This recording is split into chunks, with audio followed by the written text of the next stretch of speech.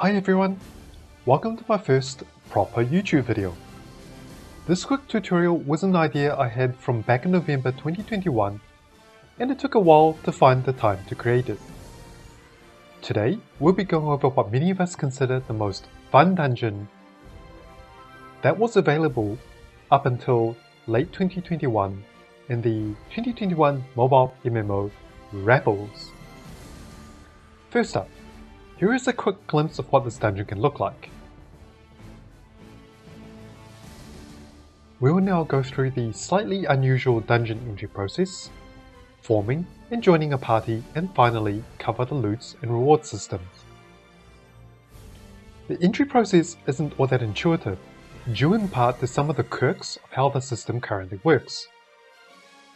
This process is identical for both of the party dungeons, Relics of Arid Moonlight and Dead Spirit's Altar. We'll be focusing on the Relics of Arid Moonlight dungeon in this video. Now keep in mind, there may be changes and differences in the future. Now let's head to the dungeon Relics of Arid Moonlight. To do this, bring up the game's menu, tap on the dungeon button, tap on the party tab, then select Relics of Arid Moonlight. From here, we can select the option to Go to Entrance. Tap the Go to Entrance button, then the pathing prompt will pop up. We can either select Path and travel to the dungeon entrance, or select Teleport to consume one teleport scroll and instantly teleport there. For this guide, I'll be using the Teleport button to save us time. Once we are at the entrance of this dungeon, we should get this pop-up menu showing two options. The leftmost Start Matching button allows us to join an existing team.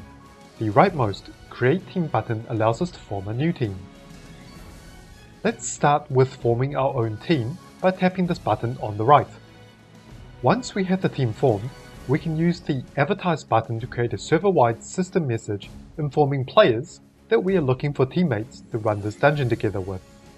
Once the team has at least 3 teammates, the team leader can choose to wait for more players up to a maximum of 5, advertise, or start the dungeon as is. We will go over the actual dungeon run in a bit. Okay, now that we know how to form the team, let's see how we can join an already formed team.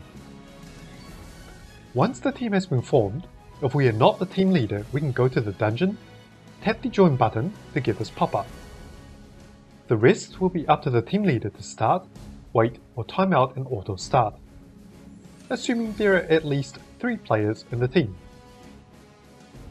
Before we dive into the dungeon, let's go over the quirks of this team creation and join menu. What happens if the menu disappears after we tap Wait?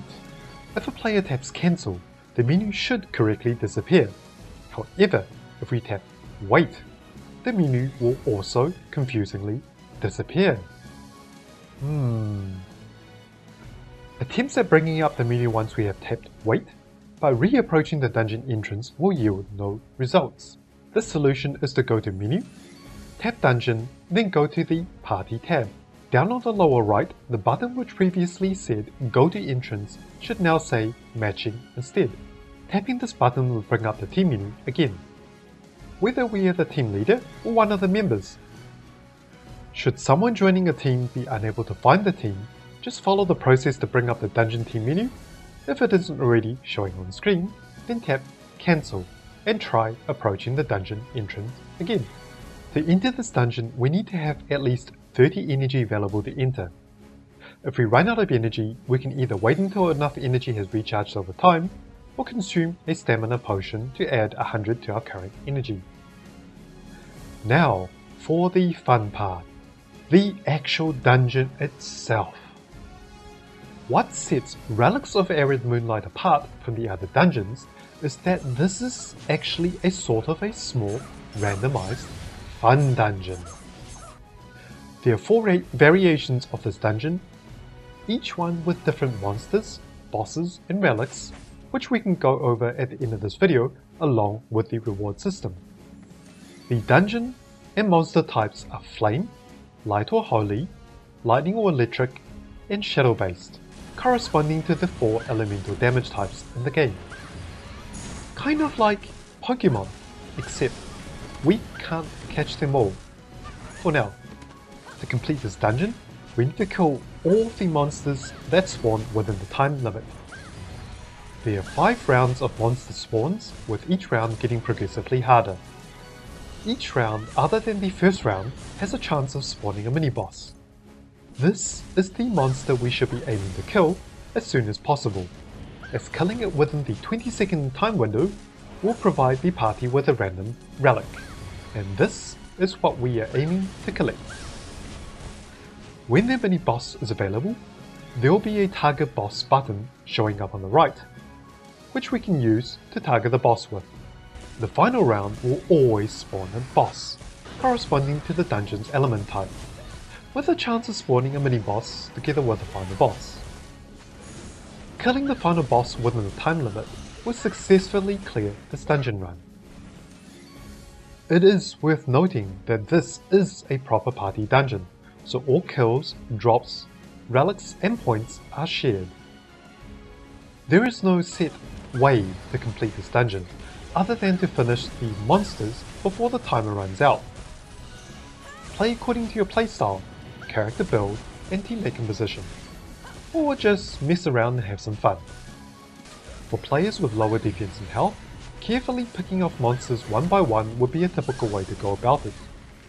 For players with more defense and health than what's needed to survive, we can save time by pulling the whole room and following it up with area of effect attacks, otherwise known as AoEs.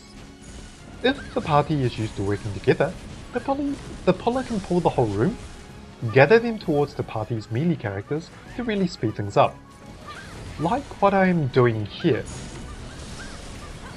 Area of effect equipment builds based on storm suffix type of gears are recommended for this dungeon. At the end of a successful run, if the party picked up any loot, the party members will be presented with a pick your loot screen. The rewards go to whoever taps it first. But don't worry if you miss getting a loot, as these rewards are not all that important. Treat it as a kind of mini-game, if you will. Now, on to the actual rewards. This dungeon provides a player with a random 7-day time mount. If we are lucky, we may end up with a mount with a free teleporting ability. How do we get this free mount? Just complete 4 rounds of Relics of Arid Moonlight every week. As you can see here, there are rewards given every 4 rounds, all the way up to 20. The rewards and relics collection system resets every week, so it is possible to get a new 7-day timed mount once per week. The final part of the reward system is the relics collection. This one requires a bit of luck, as each of the 4 possible reward types requires us to collect 5 relics of the same elemental types to be eligible for the reward. The randomness makes running this dungeon rather rewarding when we do manage to complete a set of relics for that week, in addition to the loot, of course. Oh, and the mount. Finally, this dungeon has a built-in time attack scoring feature. If the party manages to get a new high score, they'll be sent a set of rewards in the mail. The party with the highest score at the end of the day will receive a set of bonus rewards in their mailbox. Wow, that wraps up our Relics of Arid Moonlight tutorial. If you like the content of this tutorial, please tap on the like button and consider subscribing to this channel. If you would like to see more tutorials or gaming content like this, please let us know in the comments below. Feel free to leave a comment below if you have any questions, and we will try to answer them. Thank you for watching and have an awesome day.